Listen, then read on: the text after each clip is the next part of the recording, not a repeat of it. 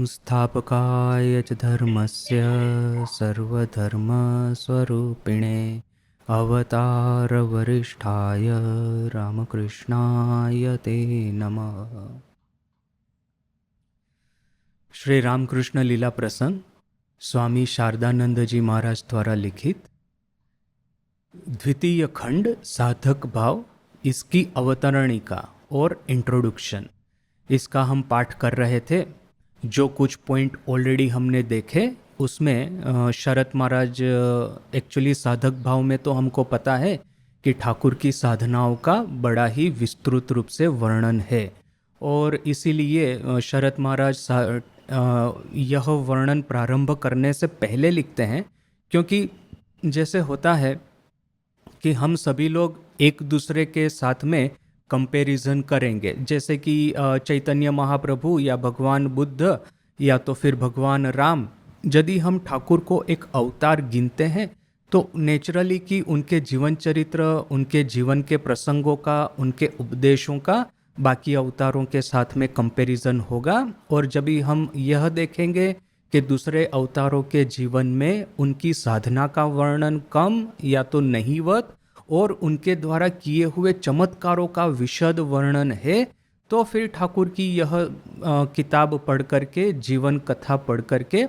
लीला प्रसंग पढ़ करके यह प्रश्न अवश्य होगा कि यहाँ पे जैसे श्रीमद् भागवत है या फिर ये रामायण है या तो फिर इवन बाइबल है, देखिए कि वहाँ पे कि उन्होंने बचपन में या युवावस्था में क्या किया, इसका चितार कम, इसका आलेखन कम, और फिर बड़े होने के बाद में युद्ध के मैदान पे न कि फिर भक्तों के सामने किस तरह से चमत्कार किए, किस तरह से भक्तों को सांत्वना दी, आशीर्वाद दिया, उनके कर्म हर लिए, पाप हर लिए, उनको उनकी बीमारी ठीक कर दी, यह सब वर्णन आपको बड़ा ही विस्तृत रूप से दिखेगा। जबकि ये लीला प्रसंग में देखिए कि 5 खंड यदि है तो एक खंड में बाल्य अवस्था का वर्णन है, ठाकुर के बालपन का वर्णन, साधक भाव में या फिर पूरा उनकी साधना का वर्णन है, और फिर 3 पार्ट है जिसमें से सिर्फ 2 ही भाव पार्ट ऐसे हैं जिसमें कि ठाकुर की एज ए गुरु रूपी श्री रामकृष्ण के प्रसंगों का विवरण है। गुरु भाव उत्तरार्ध, गुरु भाव पूर्वार्ध, और उसके बाद में तो नरेंद्र नाथ आ जाता है, तो फिर नरेन के साथ में नरेन को शिक्षा दे करके संघ का गठन किस तरह से करना है वो पूरा चालू हो जाता है। तो ठाकुर की साधनाओं का विवरण 1/5 पार्ट में है। यदि 5 पार्ट गिन ले लीला प्रसंग के, उसमें से एक साधक भाव है तो 1/5 है कि ठाकुर की साधनाओं का वर्णन। तो नेचुरली ये प्रश्न होगा कि ठाकुर के बाद के जीवन के चमत्कार, उनके आशीर्वाद, उनके उपदेश, उनकी तत्व कथाएं, उनके प्रेरक प्रसंगे, वो सब कम करके साधना का इतना विशद विवरण क्यों?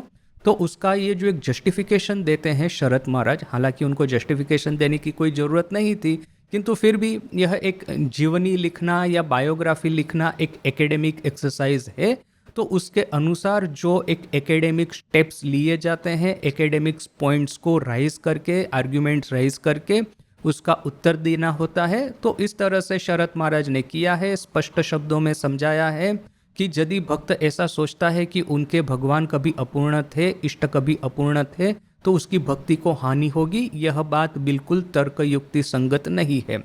और फिर इसी सिलसिले में फिर ठाकुर ने एक बड़ी इंपॉर्टेंट बात कही है कि यदि कोई भी भक्त ऐसा कहता है कि ठाकुर के पास में आकर के मुझे ईश्वर का दर्शन प्राप्त करना है, जैसे ठाकुर तो सबको कहते रहते हैं, अभी आज ये सुबह को इसका दर्शन हुआ, ये मैंने कोई भी दर्शन, ठाकुर के जीवन में 1000 दर्शन है, 1000 लाख दर्शन होंगे, प्रतिदिन उनको कितने दर्शन होते थे यह सब हमको पता है। तो ठाकुर यह सब विवरण करते जाएंगे तो भक्तों के मन में भी ये वासना जागृत होगी, इच्छा जागृत होगी कि ठाकुर हमको भी ईश्वर का दर्शन करवा दे। और इसके लिए भक्त यदि ठाकुर के पास आते, कहते आप हमको कृपा करके दर्शन करवा दीजिए, तब ठाकुर क्या कहते कि ईश्वर का ऐश्वर्य या तो फिर ईश्वर का ऐश्वर्य खोजने को मत जाओ।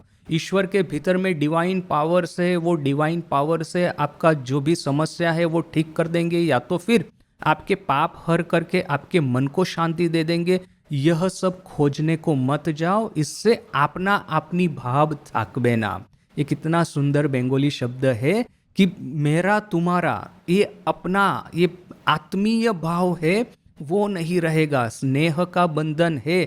एक बच्चा अपनी माँ के भीतर में यदि वो माँ के अलावा यदि प्राइम मिनिस्टर को देखता है ये कल हमने कंपेयर किया था, माँ का एक प्रेम है और ये देश का जो प्राइम मिनिस्टर है उसका एक कर्तव्य है। हमें ईश्वर को क्या प्राइम मिनिस्टर की तरह एकदम वहाँ दिल्ली में बैठे हुए हैं, वहाँ पे उनके बंगलों में सिक्योरिटी से घिरे हुए हैं, तो वैसे ही ईश्वर बैठे हैं स्वर्ग में, वो 10 उन्हें द्वारपाल आज चारों ओर खड़े हैं वगैरह वगैरह। इस तरह के ईश्वर को देखना चाहते हैं, न कि ईश्वर मेरी माँ स्वयं है, उनकी गोद में बैठ कर के मैं खेल रहा हूँ, वो मुझे स्नेह कर रही है, प्रेम कर रही है, मेरी केयर कर रही है। इस तरह के ईश्वर को मैं देखना चाहता हूँ। हालांकि ईश्वर के दोनों भाव है, वो दंडदाता पिता और स्नेहमयी माता, ये दोनों aspect like 2 aspect of the same coin ये है, किंतु हमको उसी एस्पेक्ट के बारे में सोचना है जो कि हमको ईश्वर से ज़्यादा नज़दीक ले जाए।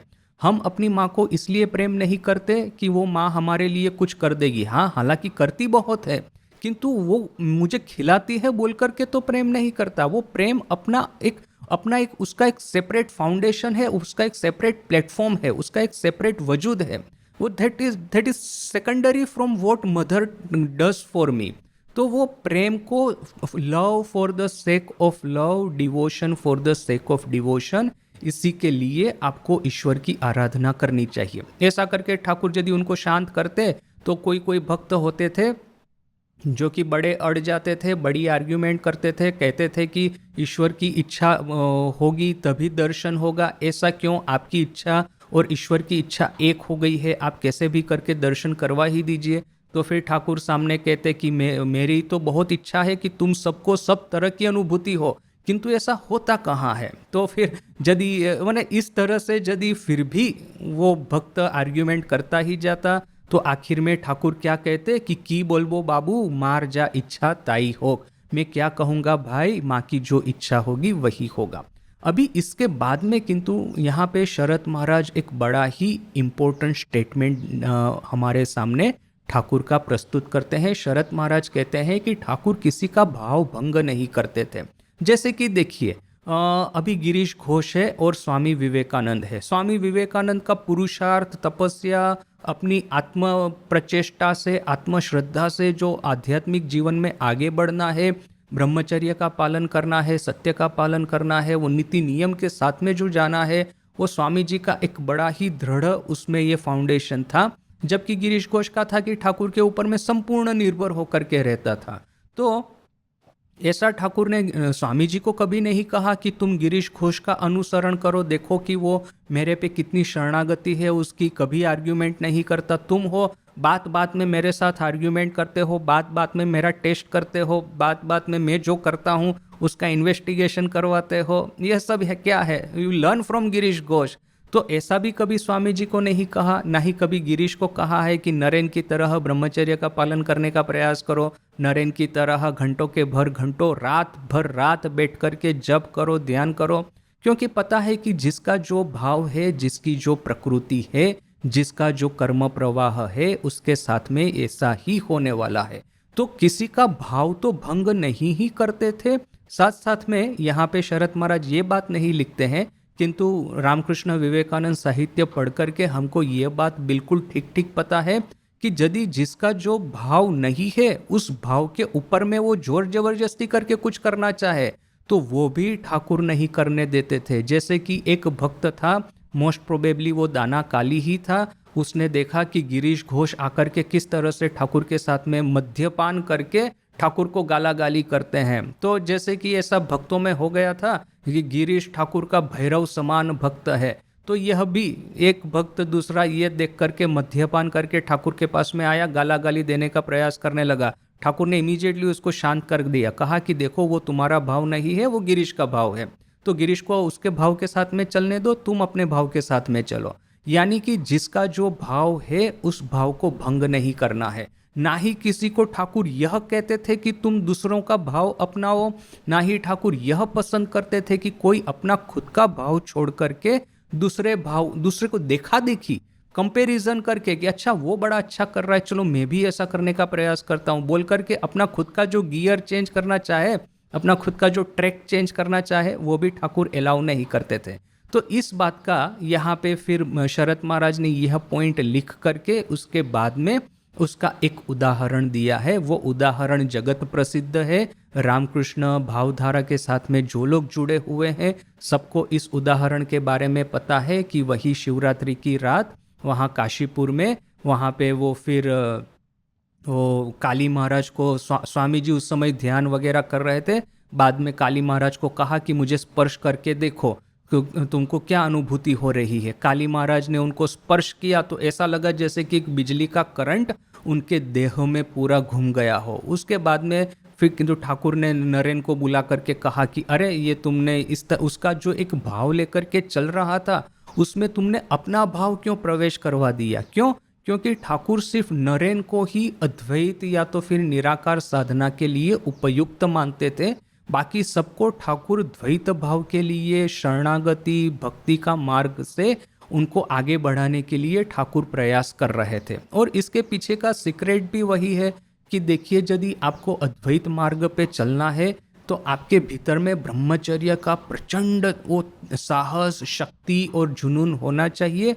यदि आपके मन पे 1% भी आपका कंट्रोल चला जाता है तो वो अद्वैत भाव के लिए वो व्यक्ति उपयुक्त नहीं है। अद्वैत साधना का फाउंडेशन ही है ब्रह्मचर्य, और फिर द्वैत भाव का फाउंडेशन है शरणागति। 100% ब्रह्मचर्य किसी भी कंडीशन में पालन करना, उसके लिए तो रेयर कोई ऐसा कोई जन्म लेता है ठाकुर माँ स्वामी जी को छोड़ करके।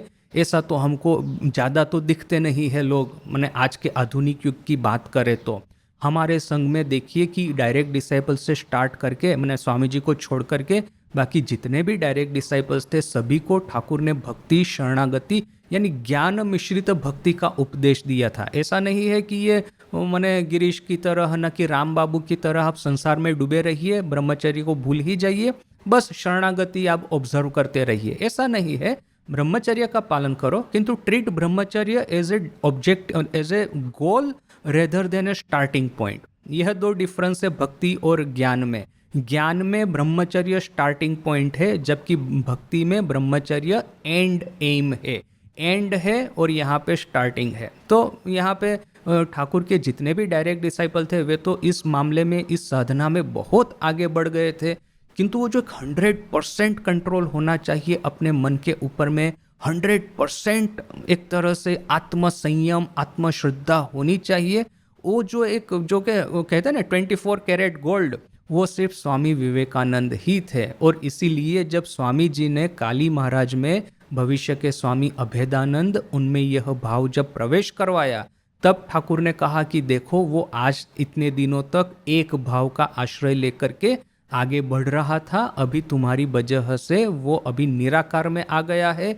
पता नहीं उस लड़के का क्या होगा, चलो जाने दो, अभी जो हो गया सो हो गया।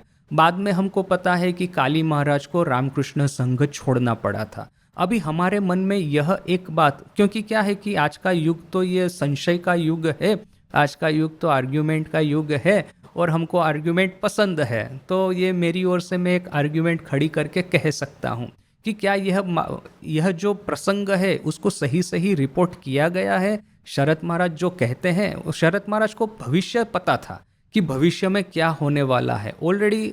हालांकि देखिए कि शरत महाराज की समाधि, महासमाधि हुई 1926 में, जबकि काली महाराज ने ये जो संघ छोड़ा है या तो फिर जो आखिरी जो सब हुआ है वो शरत महाराज के जाने के बाद में सब हुआ है।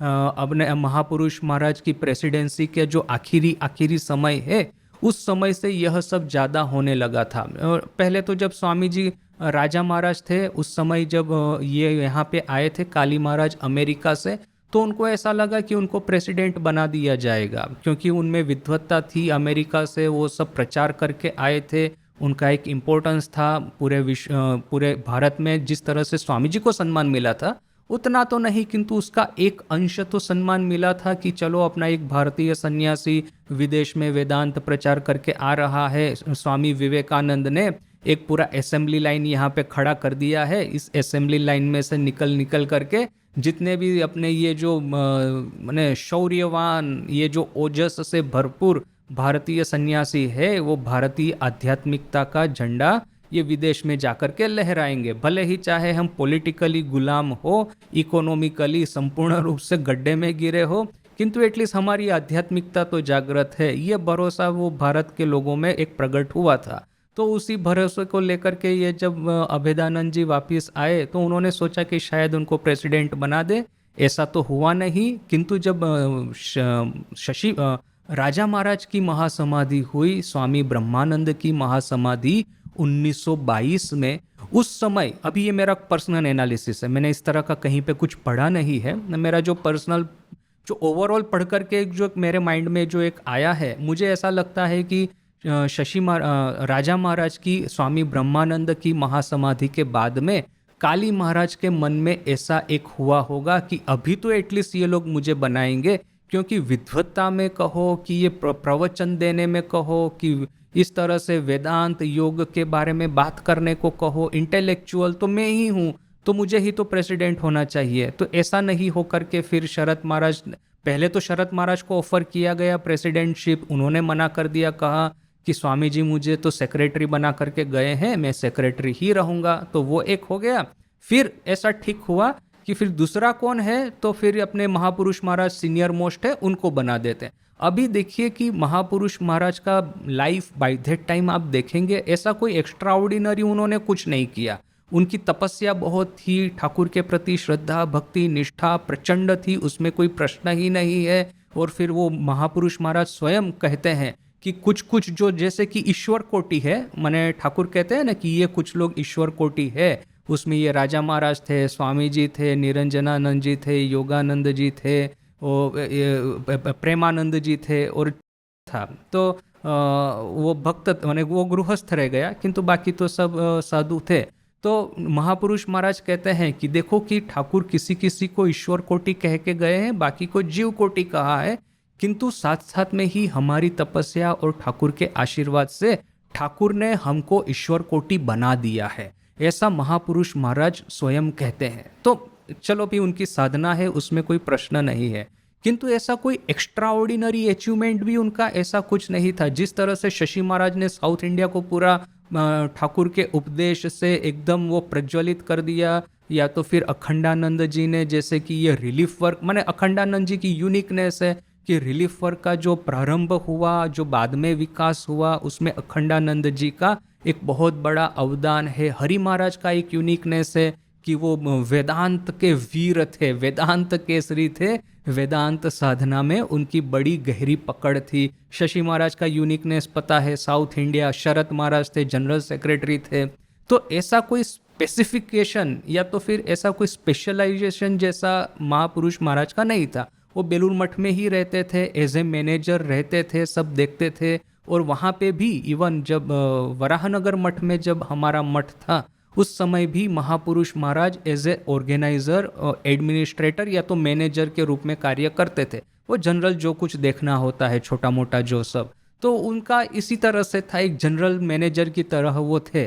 तो अभी उनको प्रेसिडेंट बनाना, और ये अभेदानंद जी खुद के बारे में मानते हैं कि मेरा इतना बड़ा यूनिकनेस है, इतना बड़ा स्पेशलाइजेशन है कि स्वामी जी के बाद में मैंने ही जैसे कि अमेरिका में प्रचार किया है। और बात उनकी गलत भी नहीं है। देखिए कि हरि महाराज को भेजा गया, तो हरि महाराज को तो वैसे ही वहाँ से थक गए थे, उनका स्वास्थ्य बिगड़ गया था, तो वैसे ही वो भारत आए ही थे, लौट ही रहे थे, और रास्ते में पता चला कि स्वामी जी की महासमाधि हो गई है 4 जुलाई 1902 को। उसके बाद में फिर हरि महाराज ने ठीक ही कर दिया कि मुझे वापस जाना ही नहीं है, तो वो तो उनका हो गया। उसके बाद में त्रिगुणातीतानंद जी को भेजा गया, तो त्रिगुणातीतानंद जी ने कार्य तो बहुत अच्छा किया, किंतु क्या है कि उस समय आज जैसे कि ये वेस्टर्न अमेरिका है, कैलिफोर्निया वगैरह, जिसका कि इतना इकोनॉमिकल उनका ये है, माने आज कैलिफोर्निया की इकोनॉमी, कैलिफोर्निया की ये यूनिवर्सिटीज़, कैलिफोर्निया की ये जो कॉरपोरेशंस,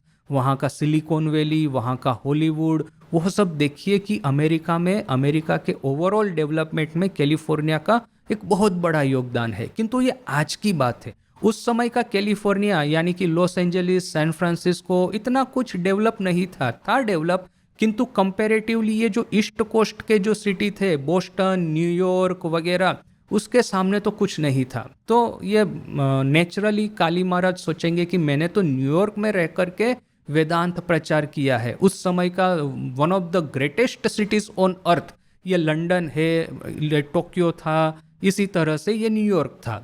तो कलकत्ता था उस समय का ब्रिटिश राज्य का वो राजधानी कैपिटल।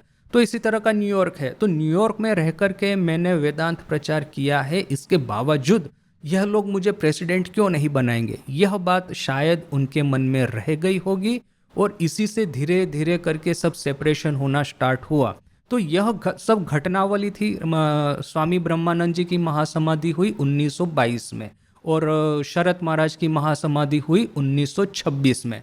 तो ये जो 4-5 साल का जो गैप था, उसी में शरद महाराज को शायद ऐसा लगने लगा होगा कि अभी जो काली महाराज का जो हमारे ऊपर में एक तरह से भीतर में से जो आक्रोश है, भीतर में से जो नाराजगी है, वो शायद अपने भक्तों को लेकर के, अपने डिसाइपल्स को लेकर के सेपरेट हो जाए। अभी एक्चुअली देखिए कि यहाँ पे भी बहुत सारे कंट्रोवर्सीज है। काली महाराज खुद आखिरी घड़ी तक वो बेलूर मठ के ट्रस्टी बॉडी के मेंबर थे, बीइंग ए डायरेक्ट डिसाइपल। वो तो ऐसा तो नहीं कहेंगे कि मैं बेलूर मठ से सेपरेट हूँ या वगैरह ऐसा कुछ।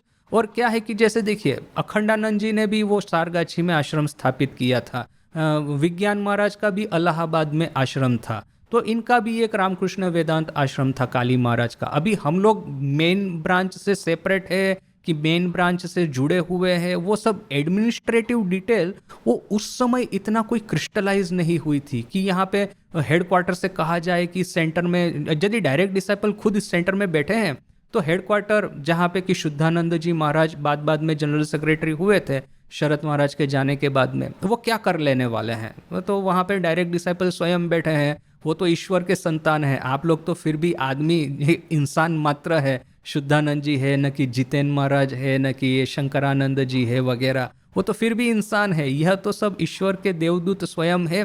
ठाकुर के साथ में जन्म जन्मांतर से ये लोग आते हैं, ठाकुर की लीला के नित्य संगी है। तो उनके सेंटर में जाकर के कोई आपको मैनेजमेंट करने की तो कोई प्रश्न ही नहीं आता। जिस तरह से आज हेडक्वार्टर का सभी सेंटर के ऊपर में कंट्रोल है, तो अभी जहाँ पे अखंडानंद जी बैठे हैं, जहाँ पे विज्ञान महाराज स्वयं बैठे हैं, जहाँ पे काली महाराज स्वयं बैठे हैं, या तो फिर ये चेन्नई में शशि महाराज स्वयं बैठे थे, तो वहाँ पे जाकर के कोई बहुत ज़्यादा आपको डिस्टर्बेंस करने की ज़रूरत नहीं है। हालांकि जब शशि महाराज चेन्नई में थे उस समय तो शरद महाराज जनरल सेक्रेटरी थे। शशि महाराज की महासमाधि हुई 1911 के आसपास में, तो वो तो खैर सेपरेट मामला है। यदि उन्हें शरद महाराज की महासमाधि के बाद में जब शुद्धानंद जी जनरल सेक्रेटरी हुए, उस समय ये 3 डायरेक्ट डिसाइपल थे जो कि सेंटर इंचार्ज थे। तो वहाँ पे जाकर के ज़्यादा कुछ तो आपको करना नहीं है। विज्ञान महाराज, अखंडानंद जी महाराज और काली महाराज, तो ऐसा कोई क्रिस्टलाइज नहीं था कि ये सेपरेट है या इकट्ठा है। किंतु बाद, और यहाँ तक कि अभेदानंद जी आखिरी तक, अपने मृत्यु तक बेलूर मठ की ट्रस्टी बॉडी के मेंबर थे। एक बड़ा सुंदर प्रसंग भी है कि अभेदानंद जी महाराज बेलूर मठ आते हैं, महापुरुष महाराज प्रेसिडेंट थे उस समय, तो अभी ट्रस्टी मीटिंग चल रही है, उसी में एकाएक किसी एक पॉइंट को लेकर के अभेदानंद जी महापुरुष महाराज के साथ के महापुरुष महाराज पे नाराज हो गए और सबके सामने उन्होंने महापुरुष महाराज के साथ में आर्ग्यूमेंट करना शुरू कर दिया, आवाज भी थोड़ा सा ऊंचा कर दिया वगैरह वगैरह कुछ हुआ।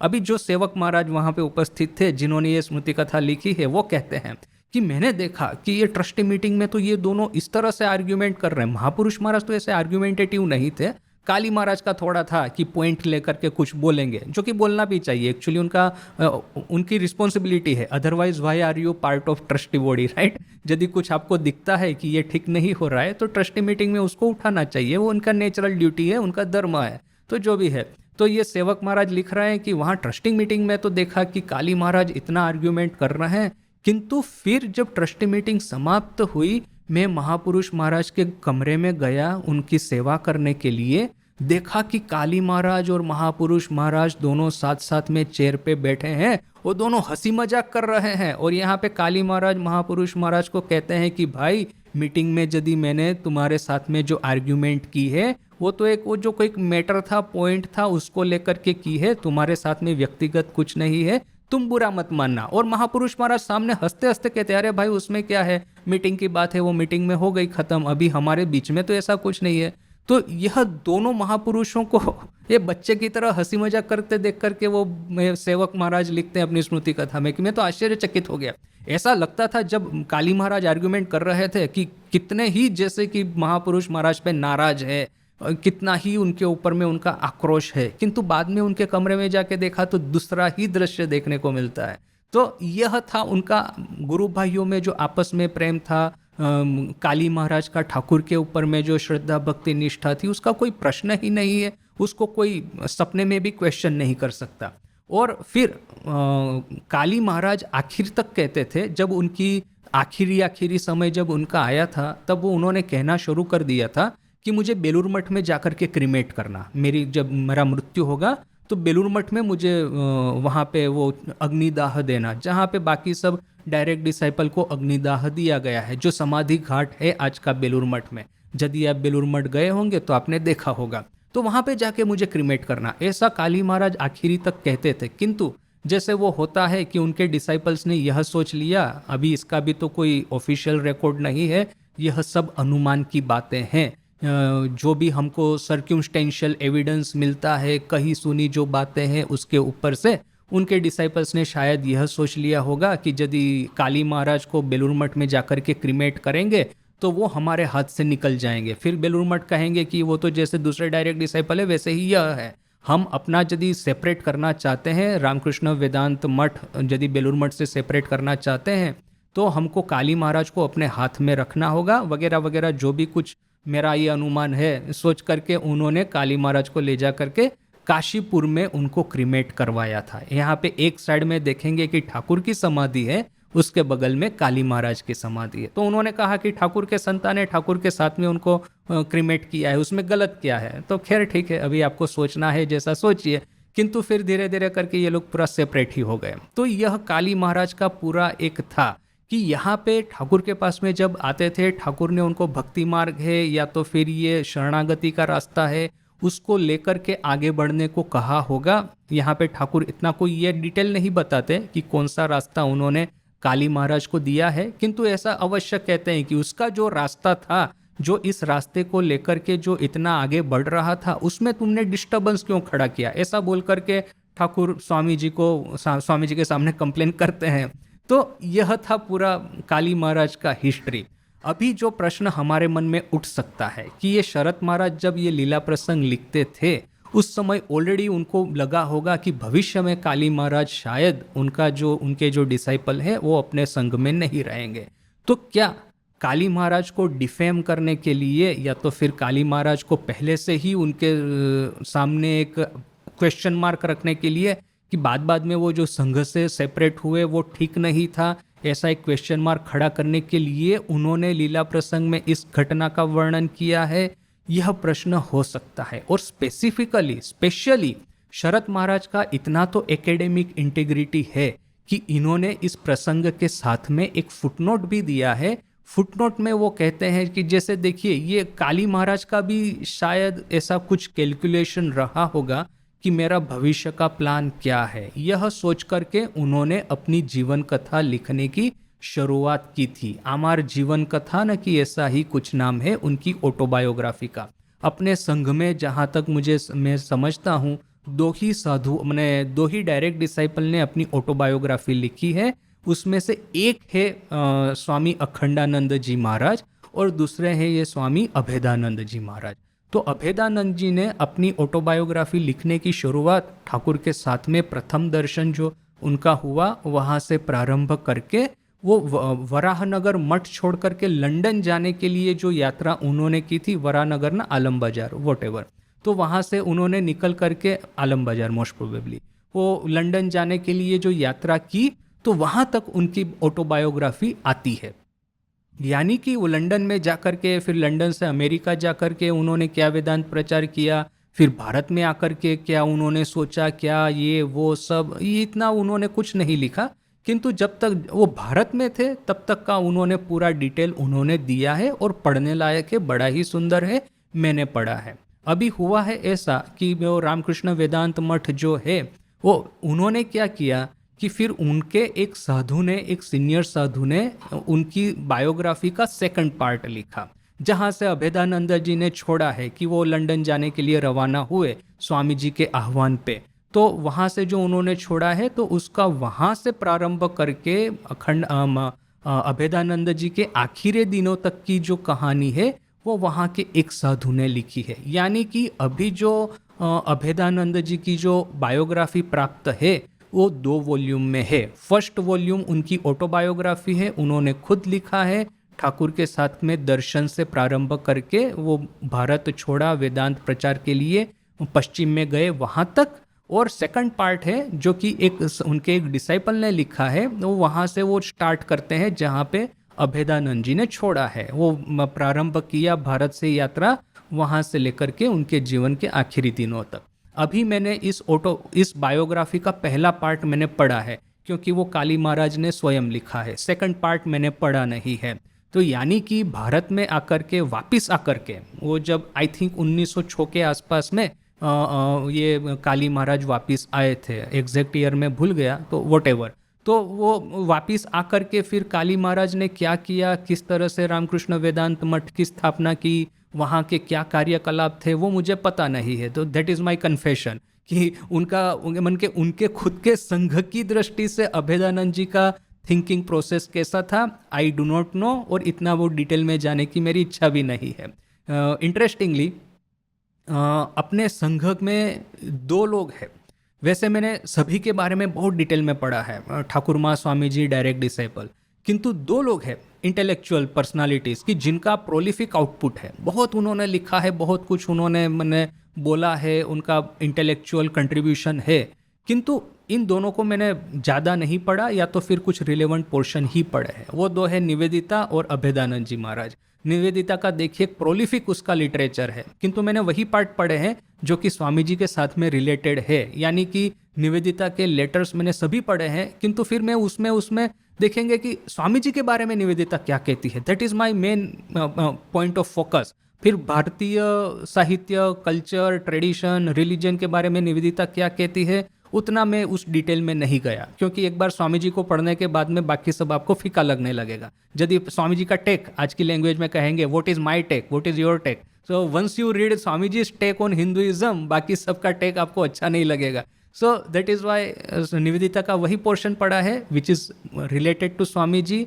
वो जो वांडरिंग्स इन हिमालय, फिर माय मास्टर, फिर ये जो लेटर्स में खास करके निवेदिता जो स्वामी जी के बारे में लिखती है। और ये मैं जब राजकोट में था, मैगजीन का एडिटर था, उस समय मैंने एक डिवोटी को कहा था कि ये जो निवेदिता के लेटर्स है वो मैंने पढ़े हैं, उसमें स्वामी जी के बारे में बड़ी अद्भुत इंसाइट है, इस तरह की इंसाइट की जो आपको कहीं पे देखने को नहीं मिलेगी।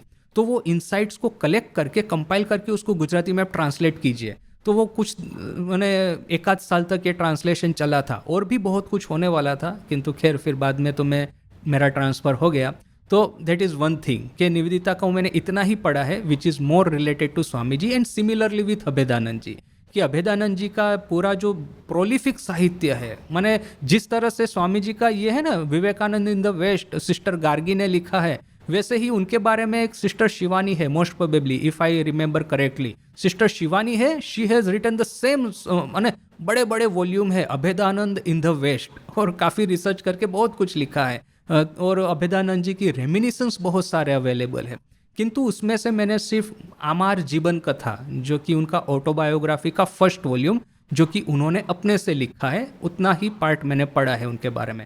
और अदर देन दैट कि अपने साहित्य में बाकी डायरेक्ट डिसाइपल्स के रेमिनिसेंस में अभेदानंद जी कहाँ पे आते हैं, वो पार्ट मैंने ऑब्वियसली पढ़े हैं। सो दैट इज़ माय कन्फेशन कि यहाँ पे जो मैंने जो कुछ कहा बहुत सारा स्पेक्यूलेशन है, और रामकृष्ण संघ के पॉइंट ऑफ व्यू से मैंने कहा है, not from the point of view of Abhedananda ji. तो यहाँ पे शरद महाराज का एकेडमिक इंटेग्रिटी देखिए, यहाँ पे वो यह पूरी घटना जो हुई है कि स्वामी जी को स्पर्श करके अभेदानंद जी को करंट जैसा लगा, उसके बाद में ठाकुर ने कहा कि अरे तुमने इसका जो पूरा कर्म प्रवाह, साधन प्रवाह क्यों तुमने बदल दिया। और फिर बाद में अभेदानंद जी के जीवन में जो थोड़ी थोड़ी सी असामंजस्यता, यानी कुछ ना कुछ ये ऐसा दिखने लगा था, क्या कहेंगे कि प्रॉब्लम तो नहीं कहेंगे, कि कुछ कुछ इश्यूज जो दिखने लगे थे, वो that was because of this event. अभी जब ये वर्णन करके शरत महाराज फुटनोट देते हैं कि अभेदानंद जी स्वयं अपनी बायोग्राफी में ऐसा लिखते हैं कि मैंने जब नरेन को स्पर्श किया उस समय अवश्य मुझे ऐसा लगा कि जैसे मेरे शरीर में इलेक्ट्रिक शॉक बह गया हो, किंतु इस घटना का ना ही मेरे विचारों के प्रवाह के ऊपर में ना ही मेरी साधना के प्रवाह के ऊपर में कोई असर हुई है।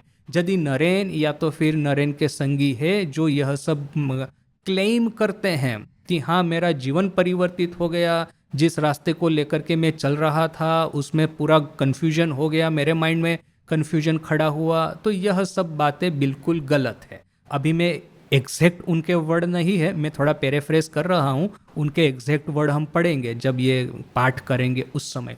तो यह देखिए कि प्रश्न यहाँ पे ऐसा खड़ा होता है। Out of his academic integrity Sharat Maharaj ने दोनों पॉइंट ऑफ व्यू हमारे सामने रख दिए हैं, रामकृष्ण संघ का, ठाकुर के डायरेक्ट डिसाइपल का, स्वामी जी के गुरु भाइयों का पॉइंट ऑफ व्यू था इस पार्टिकुलर घटना के बारे में, और अभेदानंद जी का स्वयं क्या पॉइंट ऑफ व्यू था। अभी इंटरेस्टिंग प्रश्न हो सकता है, अच्छा स्वामी जी का क्या पॉइंट ऑफ व्यू था, स्वामी जी ने खुद ने क्या सोचा होगा इस घटना के बारे में। तो अनफॉर्चुनेटली वो हमको कहीं पे देखने को नहीं मिलता है, और एटलीस्ट मैंने कहीं नहीं पढ़ा है। सो दैट इज, यदि स्वामी जी इसके बारे में कुछ कहते तो that would have been really fantastic. ये पूरा मामला का एक पूरा, जैसे कि वो सुप्रीम कोर्ट में जाता है ना वो मामला, या हाई कोर्ट में ये दिया उनको जजमेंट, वो बोलता है नहीं जाकर के अपील करेंगे, किंतु सुप्रीम कोर्ट में जाकर के अपील करने से वो सब मामला ठीक हो जाता है। यहाँ पे निश्चय ठाकुर का वर्डिक्ट हमारे पास में है, किंतु फिर वही जो प्रश्न अभी जो मैं रेज करने वाला था कि शरत महाराज इस घटना को ठीक ठीक रूप से लिखे हैं,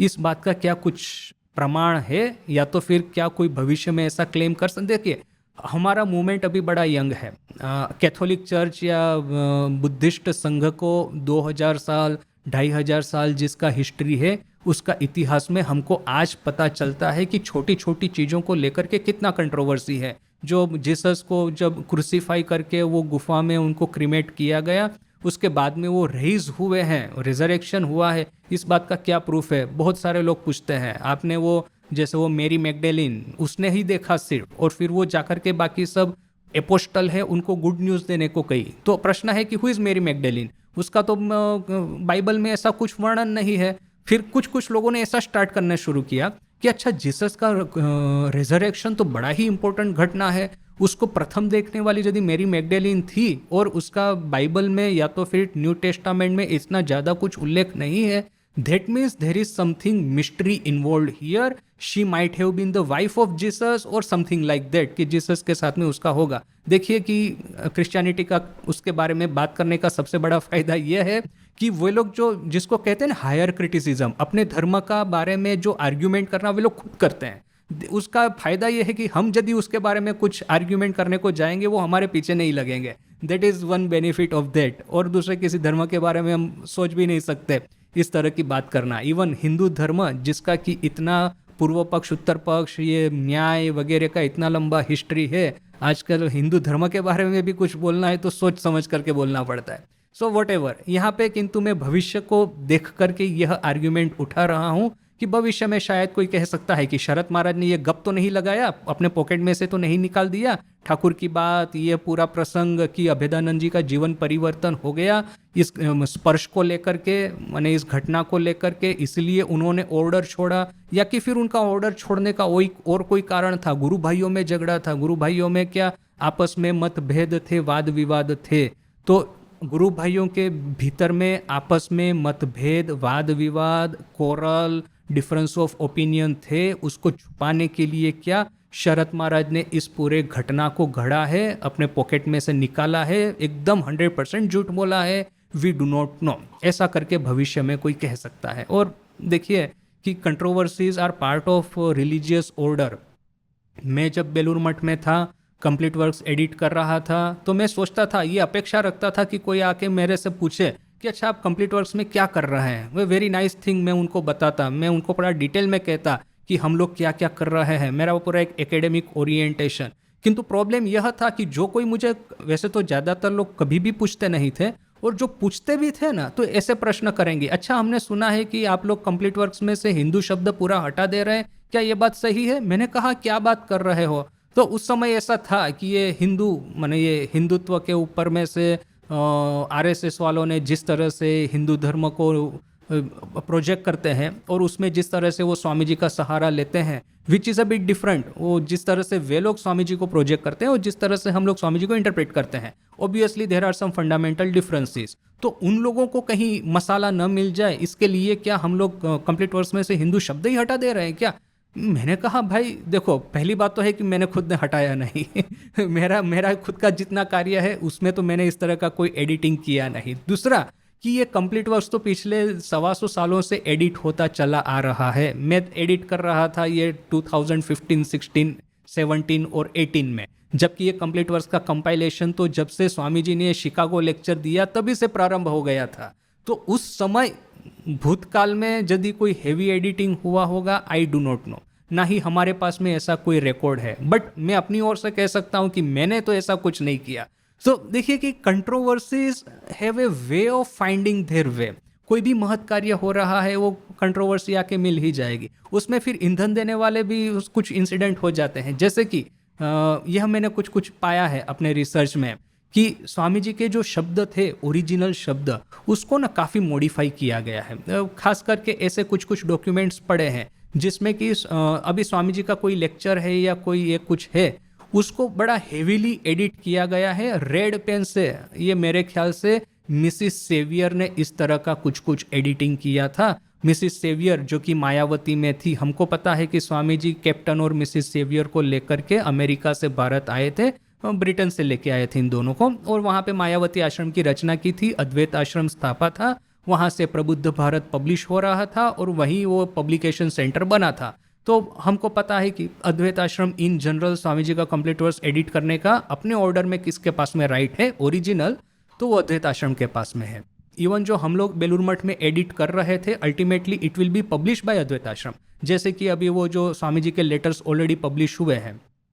तो उस समय मायावती में मिसिस सेवियर स्वामी जी के जो कुछ कुछ लेक्चर्स वगैरह एडिट कर रही थी, उसमें से अभी मैं भूल गया कि एग्जैक्टली मैंने कहाँ पे ये बात पढ़ी थी, किंतु मैंने पढ़ा है, जिसने ये बात लिखी है वो कहता है कि मिसिस सेवियर के द्वारा एडिटेड मेनूस्क्रिप्ट मैंने देखी है। वहाँ पे जो स्वामी जी के कुछ कुछ शब्द है, कुछ सेंटेंस है, उसको रेड लाइन मार करके उन्होंने क्रॉस कर दिया है और फिर कमेंट लिखी है कि यह जो शब्द है या तो फिर जो स्टेटमेंट है बड़ा इन्फ्लेमेटरी है, या तो फिर बड़ा इररिलेवेंट है, या बड़ा ये है वो है, इसको हटा दो या तो इस तरह से मॉडिफाई कर दो। तो I do not no, ultimately इतना डिटेल में भी मेरे पास में नहीं है कि मिसिस सेवियर ने इस तरह से जो इतना हेवीली एडिट किया था स्वामी जी के लेक्चर या वॉटेवर वो था मेनूस्क्रिप्ट, उसको फिर एडिटेड अवस्था में ही हमने रखा है कि उसको रिवर्स एडिट किया गया है। I do not no.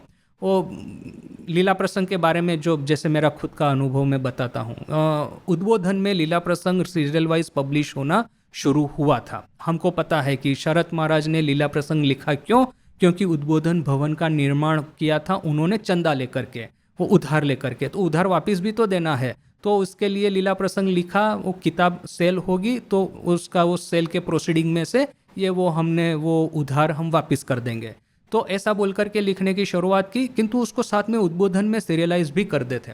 अभी मैं जब लीला प्रसंग पढ़ रहा था, मुझे ये प्रश्न हो रहा था कि ये ओरिजिनल ही है ना कि इसमें कुछ एडिटेड है। ये प्रश्न मुझे क्यों हुआ, क्योंकि मैं अगेन थोड़ा सा बैक ट्रैक करके स्टोरी को मैं रामकृष्ण उद्बोधन के द्वारा पब्लिश, पहला तो मैंने कथामृत पढ़ा गुजराती में कथामृत पढ़ने के बाद में जब मैं पहली बार बंगाली में कथामृत पढ़ना शुरू किया, मुझे अभी भी याद है पहला जो सेंटेंस है कि जे शालारा हरिनामे मत्त होए नाचते पारवे ना शी शालादेर कखनो होवे ना जो साले हरिनाम में मत्त होकर के नाच नहीं सकते हैं, कभी नाचने नहीं वाले हैं, उन सालों का कभी होगा नहीं। तो मैं तो इतना आश्चर्यचकित हो गया, ठाकुर साला बोल करके गाली देते हैं लोग। हम लोग स्कूल में पढ़ते थे तो हमको बताया जाता था कि अपशब्द नहीं बोलना है। मैं अपने जीवन में कभी अपशब्द व्यवहार नहीं किए, वो यहाँ पे ठाकुर प्रारंभ में ही वो शाला बोल रहे हैं, बाद में क्या बोलेंगे किसको पता। I was so shocked. और फिर मैंने गुजराती पढ़ा था रिसेंटली, बाद में मैं ये पढ़ रहा था बंगाली, मुझे बहुत सारे ऐसे चेंजेस मिले। बहुत सारे मीन्स उस समय बहुत ज़्यादा लगते थे, आज इतना ज़्यादा नहीं लगता। अभी वो मेनली तो मछली खाने की बात है, तो जहाँ पे बंगाली में ठाकुर मछली खाते हैं तो गुजराती में उनको संदेश है आलू का सब्जी खिला दिया है, तो दैट इज़ कल्चरल, वो जो सब होता है। किंतु उसी समय मेरे माइंड में बैठ गया कि जो ओरिजिनल है और अभी का जो ट्रांसलेशन है वगैरह उसमें डिफरेंस है, सो ऑलवेज फॉलो ओरिजिनल। अभी भी मैं जो क्लास लेता हूँ ओरिजिनल को ही पढ़ के मैं अपना ही अनुवाद करता हूँ। I never depend upon any translation, क्योंकि मैंने खुद ने ट्रांसलेशन किया है, मुझे पता है it never captures the proper spirit.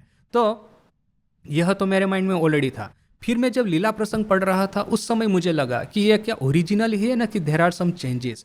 तो अभी how to check original first edition कहाँ मिलेगी, वो सब तो आई डू नॉट नो। और मैं तो उस समय टीसी में था, या तो फिर उस समय ऐसा ही कुछ था। उस समय ये उद्बोधन का 100 ईयर्स सीडी पब्लिश हुआ था, तो मैंने इमीडिएटली 100 ईयर्स वाला सेट परचेस कर लिया।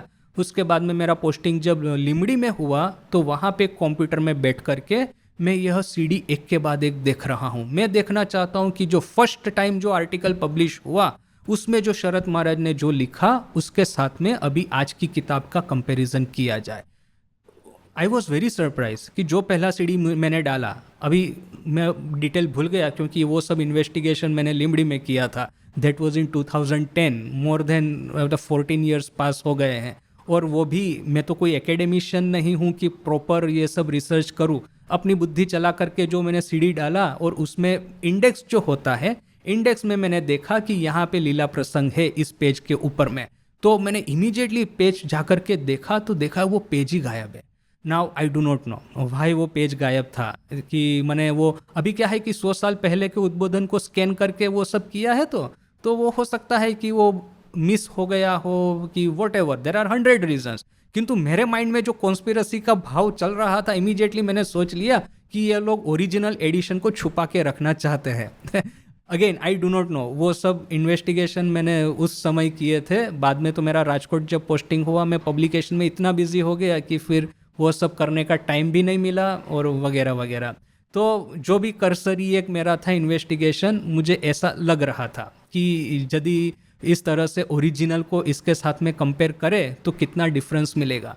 तो यहाँ पे जो मैं प्रश्न जो उठाना चाहता था कि सभी जितने भी साधु सन्यासी संघ है, रिलीजियस ऑर्डर है, रिलीजियस ऑर्गेनाइजेशन है, उसके साथ में कहीं ना कहीं से कुछ ना कुछ कंट्रोवर्सी जुड़ी जाती है। अच्छा, किंतु यहाँ पे और एक जो पॉइंट मैं बताना चाहता था कि ये तो लीला प्रसंग का हुआ। उसके बाद में मैंने कथामृत को स्टडी करना शुरू किया। और कथामृत का ओरिजिनल आपको पता होगा कि मास्टर महाशय ने 5 वॉल्यूम में पब्लिश किया था। और उसके बाद में उसका जब वो कॉपीराइट चला गया, आई थिंक समवेयर अराउंड 1950-1960, तब उद्बोधन ने हमारी ओर से कथामृत का पहला एडिशन पब्लिश किया और फिर बाद में सब एडिशन एक के बाद एक पब्लिश हो रहे हैं। आज जो कथामृत पढ़ते हैं, राम उद्बोधन का पब्लिश कथामृत में पढ़ता हूँ बंगाली में।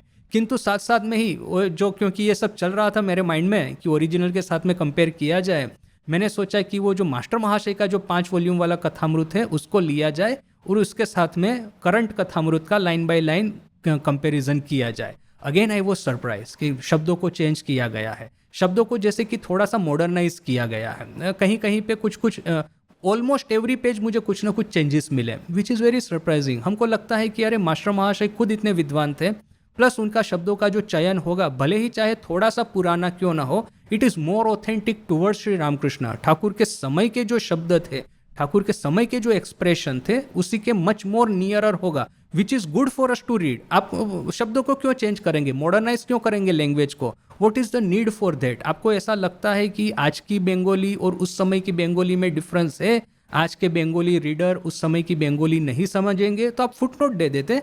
जैसे आज का जो करंट इंग्लिश जो पढ़ते हैं उन लोगों को विक्टोरियन इंग्लिश है, ये चार्ल्स डिकन्स वगैरह की कहानियाँ पढ़ने में तकलीफ होगी, और अंडरस्टैंडेबल है। शेक्सपियर्स को पढ़ेंगे, सेम इंग्लिश लैंग्वेज है, किंतु आज का इंग्लिश कितना चेंज हो गया है।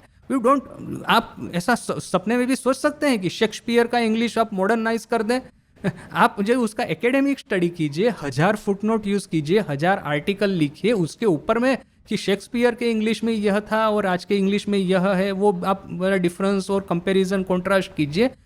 Will you ever dare to change Shakespeare's English? वो एकेडमिक जो इंटीग्रिटी होनी चाहिए, which is so clear in western countries. और अपने यहाँ पे है कि देखा कि वो हम लोग सीधा सीधी मास्टर महाशय के शब्दों को मॉडर्नाइज कर दे रहे हैं। पता नहीं किसका ये बुद्धि था, but I have seen that. So again all this questions will come. अभी ये तो सब इनोसेंट चीज़ें हैं, तो थोड़ा सा मॉडर्नाइज करने से मैं आज के बंगाली को समझता हूँ तो आज का मॉडर्न लीला प्रसंग कथामृत पढ़ने में मुझे कोई दिक्कत नहीं हो रही है, which is good for me in one way. But again that academic integrity now comes in question कि आपने क्या क्या चेंज किया है। मैं तो अपनी लिमिटेड बुद्धि से लाइन बाय लाइन चेक करता गया, मुझे डिफरेंस दिखने लगे।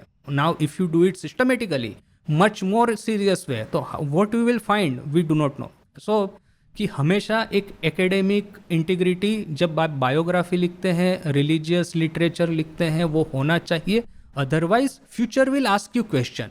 तो यहाँ पे जो क्वेश्चन हम रेज करते थे कि ये प्रसंग सही है कि गलत है, we do not know. Naturally being a monk of Ramakrishna Mission, हम लोग सपने में भी नहीं सोच सकते कि शरद महाराज आउटराइट झूठ बोलेंगे। किंतु ये प्रश्न भी तो हो सकता है कि शरद महाराज को भ्रमित किया गया हो। शरद महाराज ने जिस सोर्स के पास में से, अभी वहाँ पे तो सभी लोग प्रेजेंट थे अगेन, वो ये तो सेकेंडरी सोर्स नहीं है, ठाकुर की साधनाओं का वर्णन सेकेंडरी है।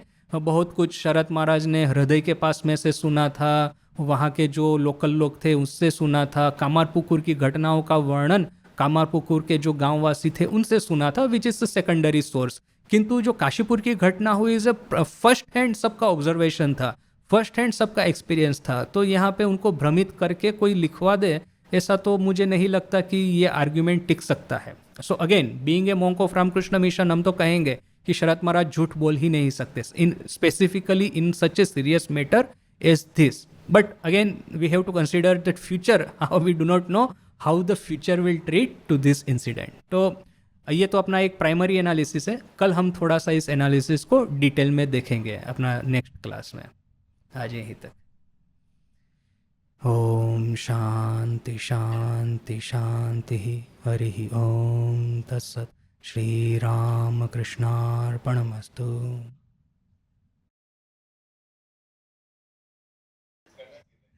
ना ये जो आपका आइडिया है ना, ठाकुर ने अंडू क्यों नहीं किया, ये बड़ा यूनिक आइडिया है, मैंने भी कभी नहीं सोचा था।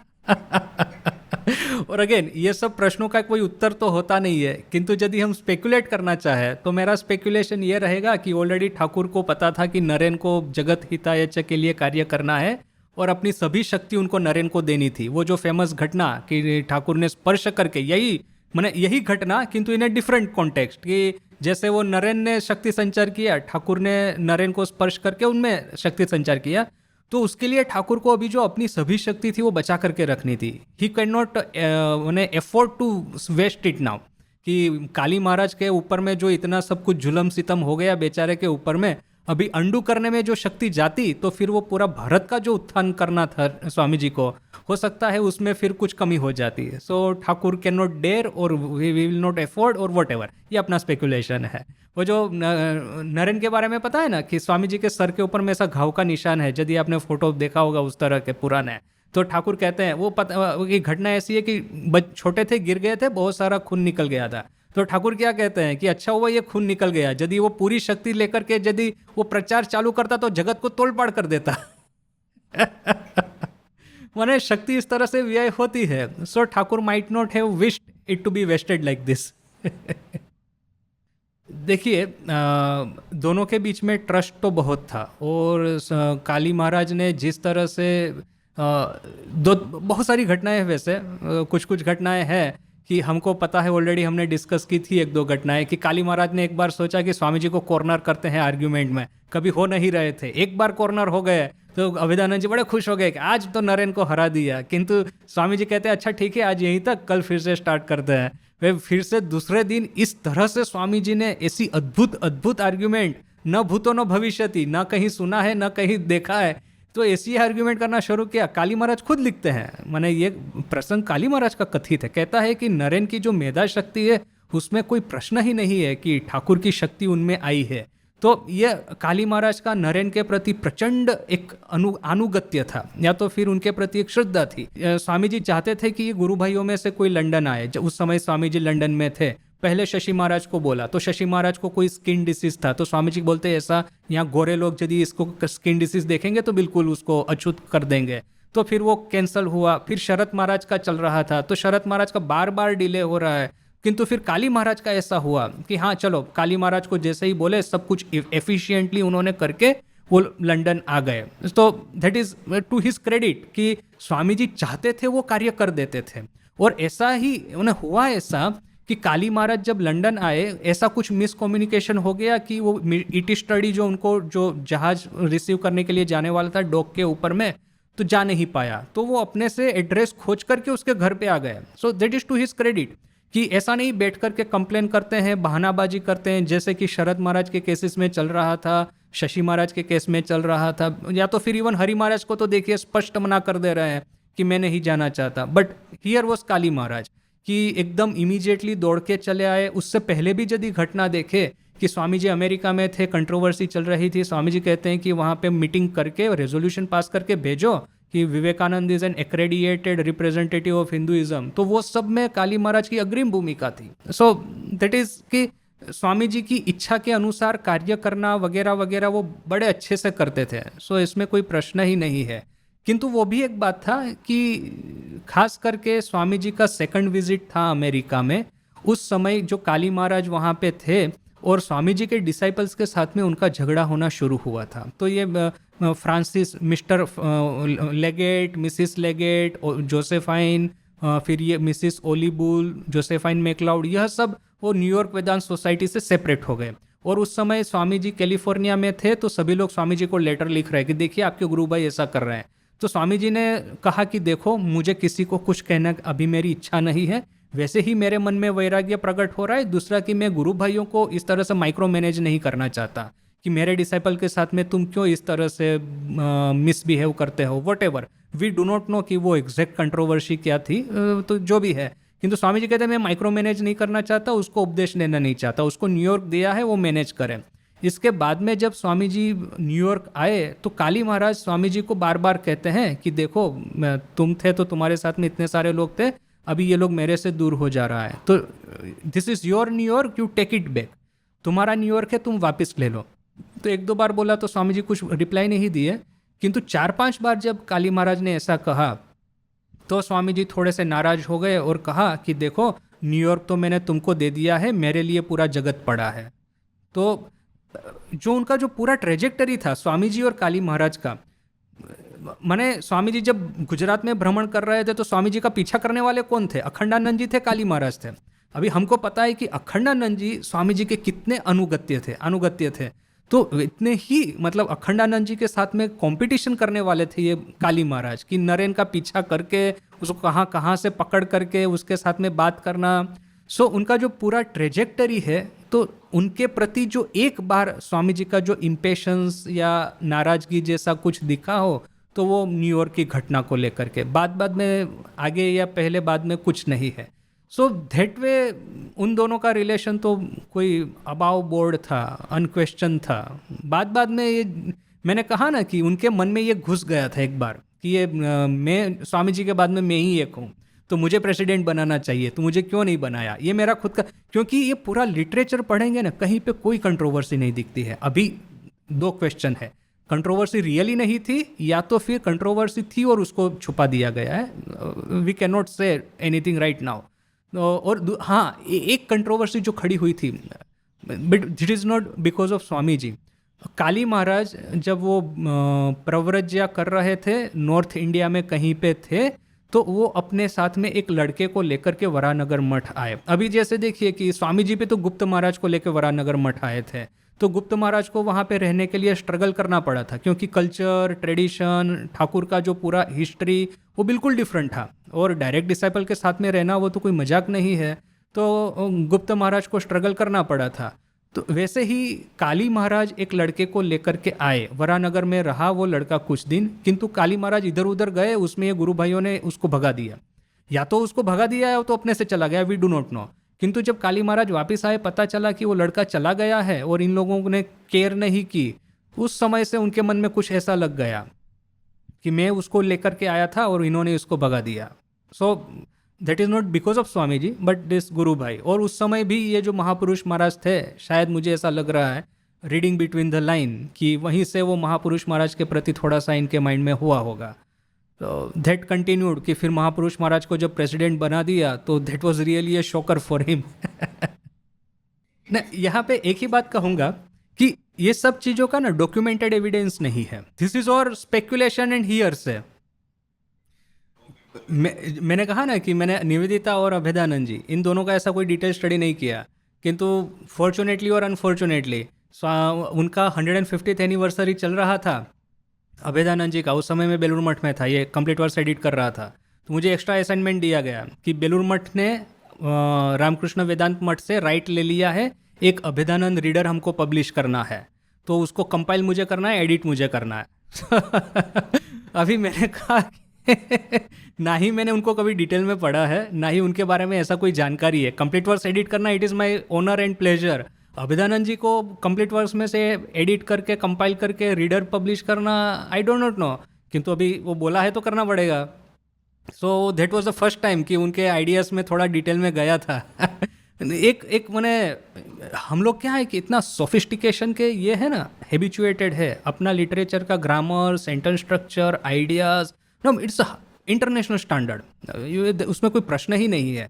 तो हम लोग और हम तो कंप्लीट वर्स एडिट कर रहे थे, अपना जो स्टैंडर्ड था कंप्लीट वर्स एडिटिंग का से हाईएस्ट इन आवर ऑर्डर, मैंने उस स्टैंडर्ड को लेकर के जब आप अभेदानंद जी के कंप्लीट वर्स में आप यदि दृष्टिपात करेंगे ना, you will be deeply disappointed कि एडिटिंग का स्टैंडर्ड बड़ा ही लाउजी है, सेंटेंस स्ट्रक्चर बड़े ही माने ये है।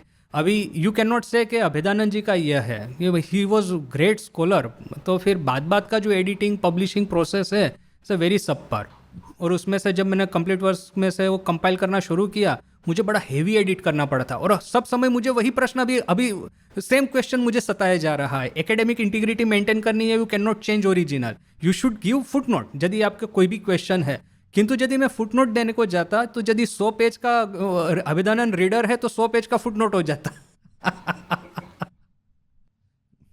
एक्चुअली काली महाराज का मैं ऐसा नहीं कहूँगा कि इससे मोर अद्वैत ओरिएंटेड, इट्स मोर निराकार ओरिएंटेड इन दैट सेंस के स्वामी जी को यदि आप पढ़ेंगे तो आपको सब कुछ मिलेगा, भक्ति भी मिलेगी, कर्म है, स्वामी जी का जो कर्म से जग जाहिर है, राजयोग भी है, ज्ञान योग भी है। जबकि अभेदानंद जी को पढ़ेंगे तो आपको वो मैंने सबसे पहले तो ये सब एब्सेंस नज़र आना शुरू हो जाएगा। डिवोशन को लेकर के इतना कुछ नहीं है, कर्म को लेकर के तो बिल्कुल मैंने मोर और लेस वो ज़ीरो ही है। अगेन अभी ये तो मेरा सब कर्सरी रीडिंग है, मुझे रीडर कंपाइल करना था तो मैंने पहले तो रीडर के लिए जितना मटेरियल चाहिए था खोज निकाला, then I went deeper into that. So my study is not comprehensive study, किंतु स्वामी जी से बहुत डिफरेंट नहीं है आइडियाज़। जो हमको नज़र में आता है ना वो एब्सेंस नज़र में आती है रेदर देन एनी डिफरेंस। कि स्वामी जी का जो वास्टनेस है, we are so habituated to कि यहाँ से यहाँ, यहाँ से यहाँ, कहाँ से वो कॉस्मोलॉजी से वो जेनेटिक्स और human evolution, human history, human society, philosophy, eastern western, कहाँ से कहाँ वो जंप लगाते हैं। जो vastness of his brain and vastness and diversity of his ideas, that you will find vastly, मतलब एकदम आपको रिस्ट्रिक्टेड दिखते हैं। सो that is one thing that I have found. फिर कोई पार्टिकुलर टॉपिक को लेकर के स्वामी जी और अभेदानंद जी में डिफरेंस है, that I have never studied. Subset माने vastly reduce subset. Vastly reduce subset. मैंने देखिए, मुझे ऐसा कहना नहीं चाहिए, but still I will say this कि स्वामी जी को पढ़ने के बाद में ना अभेदानंद जी आपको बड़े बोरिंग लगेंगे। मैंने ऐसा कुछ नहीं है कि जहाँ पे आपको ऐसा कुछ नया जानने को, सीखने को या माइंड डेवलप हो, ऐसा कुछ मिले आपको। आई शुडेंट से this but I am saying this. Nivedita का फिर भी है, निवेदिता का जो स्पार्क्स है ना, स्पार्क्स वो आ जाता है। मतलब इवन माँ काली के बारे में बोलती है, इंडियन ट्रेडिशन के बारे में बोलती है, वो स्पार्क्स आ जाते हैं। मैंने एकदम यूनिक क्रिएटिव आइडियाज, इस तरह के यूनिक क्रिएटिव आइडियाज का अभेदानंद जी में बहुत अभाव दिखता है मुझे। और रेधर ना, जो आपने कहा ना, उसका मैं एक पॉइंट ऐड करता हूँ। आपने कहा Nivedita sounds more radical, it can be also that के Swami ji presents radical ideas to her which he never presents towards anyone else.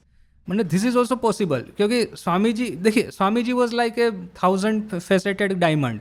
शरद चंद्र उनको एक दृष्टि से देखता है, राजा महाराज एक दृष्टि से देखते हैं, शुद्धानंद जी एक दृष्टि से देखते हैं, विरजानंद जी एक दृष्टि से, निवेदिता एक दृष्टि से देखती हैं। तो Swami ji is seen by Nivedita, it's a unique Swami ji. मैंने स्वामी जी खुद कॉन्फेस करते हैं कि निवेदिता के पास में जो आइडियाज़ वो ये करते हैं ना प्रेजेंट, खास करके ये जो कश्मीर पंजाब की यात्रा थी, ये ग्राउंड ब्रेकिंग, जो सेकंड टाइम अमेरिका गए थे, जहाज की यात्रा थी, अगेन स्पार्कलिंग कन्वर्जेशन। निवेदिता हमेशा नोट पैड लेकर के तैयार होकर के बैठती थी, स्वामी जी जो बोलते थे वो मैंने एकदम नोट डाउन कर देती थी। Again that great summer in Ridgely Manor, Nivedita वहाँ पे थी। So this are some of the times के Swami ji gave 100% to Nivedita, exclusively. वहीं उनको डिस्ट्रैक्ट करने के लिए कोई नहीं था। जब फर्स्ट टाइम लंदन में गए, निवेदिता से मुलाकात हुई, उस समय बहुत सारे लोग थे who demand Swami ji attention. किंतु ये काश्मीर यात्रा, ये ocean voyage to second time to America and this rigidly manner, these are some of the unique times कि Nivedita is so fortunate to find Swami ji exclusively for her self. So उसके जो बात के जो स्टार्टलिंग आइडियाज जो है ना, I think that it might have been echoes of Swami ji himself. दूसरा दूसरा विवेकानंद था, इस विवेक ने क्या किया था? मैंने स्वामी जी ने जो ठाकुर के बारे में कहा था अपने गुरु भाइयों को कि तुम लोगों ने ठाकुर को जो अपनी एक सीमित दायरे में बांध दिया है ना, उसमें से निकाल करके मैं ठाकुर को पूरे जगत में छोड़ दूंगा। तो मैंने same thing we can say कि रामकृष्ण ऑर्डर जिस तरह से स्वामी जी को बांधता है, लगता है कि निवेदिता उसमें से निकल करके स्वामी जी को स्प्रेड करने वाली है। ना ऐसा होना ही चाहिए ना, तभी तो। अदरवाइज क्या होगा कि देखिए, Ramakrishna Mission itself is a very limited movement, और वो कभी भी इस तरह से बिलियन फॉलोवर लेवल पे पहुंचेगी, I do not no. I don't think that it should even reach, because कि एक जो एक होना चाहिए, प्योरिटी मेंटेन करनी चाहिए। वरना तो फिर जैसे बुद्धिज़्म में देखिए, हमने वो अभी देखा कि जोर जबरदस्ती करके कन्वर्जन किया, या तो फिर ड्यू डिलीजेंस नहीं पे किया, तो फिर वे लोग अपनी अंधश्रद्धाएं लेकर के घुस गए, तो which ultimately resulted in the downfall of Buddhism. So अपना जिसको एडमिट करते हैं, ड्यू डिलीजेंस होना चाहिए, प्रॉपर उनका ये वेटिंग होना चाहिए। ठाकुर ने खुद ने इसको कहा केशव सेन को, तुम ही देखे चेला करो ना, बोले भेंगे भेंगे चले जाए। मैंने वो जिसको तिसको घुसा दियो बोल करके तुम्हारे दल में से निकल जाते हैं, अपना दूसरा दल बनाते हैं, ऊपर से तुमको गाली दे के जाते हैं। तो ठाकुर के पास में इतने ही चंद चुनिंदा लोग ही आते थे, but that foundation was so strong. So similarly हमको अपना एक प्योरिटी मेंटेन करना चाहिए, and we shouldn't claim copyright on Swami ji. मेरा जो सबसे पहला मानना है, let Swami ji be universal, let any one enter, और हम नहीं ही करते हैं। जैसे टू अवर क्रेडिट, हम ऐसा क्लेम कभी नहीं करते कि दूसरों का स्वामी जी डिफरेंट है या तो ऑथेंटिक नहीं है, हम लोग ऐसा क्लेम नहीं करते। That is to our credit, और होना भी नहीं चाहिए भविष्य में। Let every one adapt Swami ji according to their own abilities ना। If you are a scientist, you can have draw inspiration from Swami ji. If you are a musician, you can draw inspiration from Swami ji. If you are a sportsman, you can draw inspiration from him. If you are an astronaut, you can draw inspiration from him. Swamiji has million facets. Whichever field you are, if you want to excel, you can always draw inspiration from him.